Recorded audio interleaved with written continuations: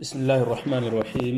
الحمد لله رب العالمين، والصلاة والسلام على أشرف الأنبياء والمرسلين نبينا محمد وعلى آله وصحبه أجمعين، أما بعد. معزز سامعین کرام، صفت صلاۃ النبی صلی اللہ علیہ وسلم سے متعلق آج کا یہ درس آخری درس ہوگا، جو دو مسئلوں پر مشتمل ہے۔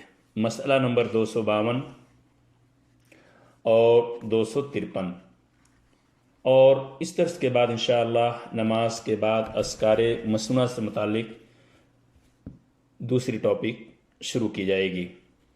تو مسئلہ نمبر 252، نماز میں وسوسہ دور کرنے کے لیے تعوذ پڑھ کر بائیں طرف 3 مرتبہ پھونک کے ساتھ تھوکنا چاہیے۔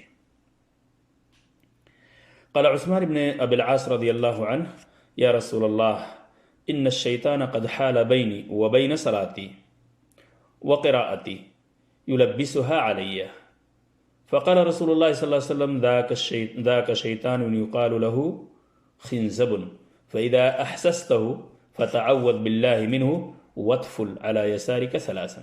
قال ففعلت ذلك فاذهب اللہ عنی، رواہ احمد مسلم۔ حضرت عثمان ابن ابی العاص رضی اللہ عنہ کا کہنا ہے، کہتے ہیں کہ یا رسول اللہ، شیطان میرے اور میری نماز کے درمیان ہوتا ہے، نیز میری قرات میں شک ڈالتا ہے۔ حضور اکرم صلی اللہ علیہ وسلم نے فرمایا، اس شیطان کا نام خنزب ہے، جب اس کی اکساہٹ محسوس کرو تو دوران نماز ہی اعوذ باللہ من الشیطان الرجیم پڑھو اور بائیں طرف 3 مرتبہ تھوکو۔ حضرت عثمان رضی اللہ عنہ کہتے ہیں، میں نے ایسا ہی کیا اور اللہ تبارک تعالیٰ نے شیطان کو مجھ سے دور کر دیا۔ یہ روایت مسند احمد اور صحیح مسلم کے اندر موجود ہے۔ سامعین کرام، مسئلہ نمبر 253، اور قبل اس کے کہ مسئلہ نمبر 253 میں آپ کے سامنے پیش کروں، پیش کردہ حدیث سے بات واضح سامنے آ گئی ہے کہ انسانی فطرت ہے، انسان کے ذہن و دماغ میں وسواس اور شیطان کی تشویش ہوتی رہتی ہے، حالانکہ انسان حالت نماز میں ہوتا ہے۔ تو یہ ایک انسانی فطرت ہے۔ ایسی صورت میں علاج کیا ہے کہ 3 مرتبہ بائیں سائڈ میں پھونک کر تھونک مارنا، کسی کے اوپر نہ جائے، اور اس طرح کی گویا کہ آدمی تھوک رہا ہے، اور ایسا کرنے سے جیسا کہ عثمان رضی اللہ تعالیٰ عنہ کہتے ہیں کہ میں نے ایسا ہی کیا تو اللہ تعالیٰ نے شیطان کو مجھ سے دور کر دیا۔ مسئلہ نمبر 253، مرد اور عورت کے طریقے نماز میں کوئی فرق نہیں۔ عن مالک بن الحویرث رضی اللہ عنہ قال قال رسول اللہ صلی اللہ علیہ وسلم: صلوا کما رأیتمونی اصلی، رواہ البخاری۔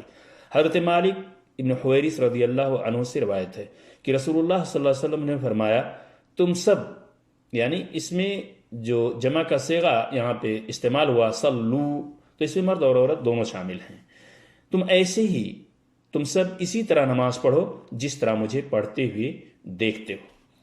عن انس رضی اللہ عنہ قال قال رسول اللہ صلی اللہ علیہ وسلم: اعتدلوا فی السجود ولا يبسط احدکم ذراعیہ انبساط الکلب، متفق علیہ۔ حضرت انس رضی اللہ تعالیٰ عنہ اس روایت کے راوی ہیں، کہتے ہیں کہ رسول اللہ صلی اللہ علیہ وسلم نے فرمایا، سجدہ اطمینان سے کرو، اور تم میں سے کوئی بھی، مرد ہو یا عورت، تم میں سے کوئی بھی سجدے میں اپنے بازو کتے کی طرح نہ بچھائے۔ یہ روایت صحیح بخاری اور صحیح مسلم کے اندر موجود ہے۔ کانت ام الدرداء تجلس فی صلاتها جلسۃ الرجل وکانت فقیہۃ، رواہ البخاری۔ حضرت ام درداء نماز میں مردوں کی طرح بیٹھتی تھیں اور وہ ایک فقیہ خاتون تھیں۔ تو یہ روایت صحیح بخاری کے اندر موجود ہے۔ قال ابراہیم النخعی: تفعل المرأة في الصلاة كما يفعل الرجل، اخرجه ابن ابی شیبہ بسند صحیح۔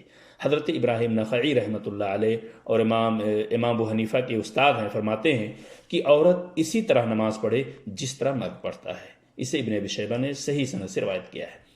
تو ان تینوں روایتوں سے یہ بات بالکل واضح طور پہ سامنے آ گئی کہ صلوا کما رأیتمونی اصلی، اور پھر اسی طرح جو اللہ کے رسول نے فرمایا اعتدلوا فی السجود، پھر فرمایا ام دردہ کہتی ہیں، یہ روایت جو موجود ہے، کانت ام دردہ تجلس فی صلاتها جلست الرجل، آدمی کی طرح بیٹھتی تھی نماز میں.